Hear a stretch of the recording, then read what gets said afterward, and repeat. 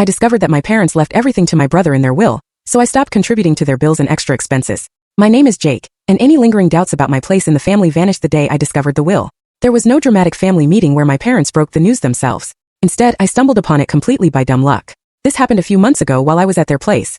The very house I'd been helping them pay for over the last 5 years. The mortgage payments, the occasional grocery runs, even repairs around the house. I was the one holding everything together.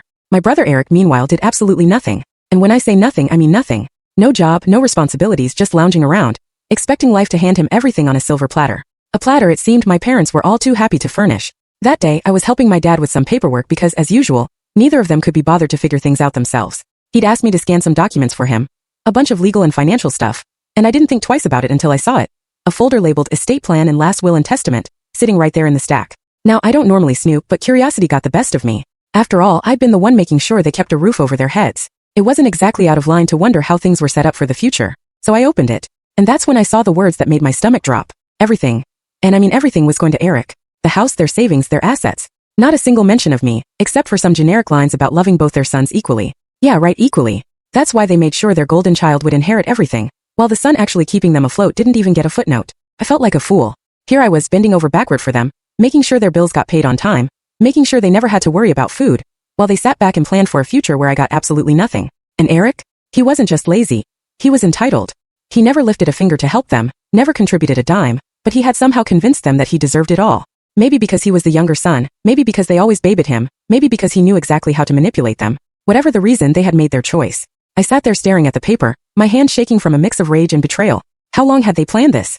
Had they always intended for me to just be their free financial safety net, with nothing in return? Did they ever even appreciate what I did for them?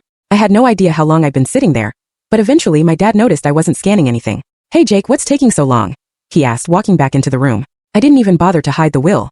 I held it up and looked him dead in the eye. "So this is how it is?" I said, my voice unnervingly calm.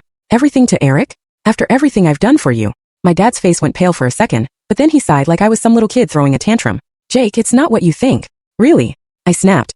"Because it looks pretty damn clear to me. I've been paying your mortgage, helping with groceries, fixing the house up while Eric does nothing. And you still decided he's the only one who matters." Dad looked uncomfortable, but instead of actually explaining himself, he just muttered, "It's complicated." That was it. No apology, no attempt to justify it beyond those two useless words. Just a weak excuse and an expectant look, like he was waiting for me to drop it and go back to being their personal ATM. I should have walked out right then and there, but I wanted to hear it from both of them, so I called out for my mom. When she came in and saw the will in my hands, her reaction wasn't much better.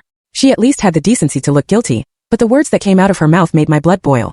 "Jake, honey, you don't need the inheritance," she said gently, like she was doing me a favor. "You have a good job, you're independent. Eric, well,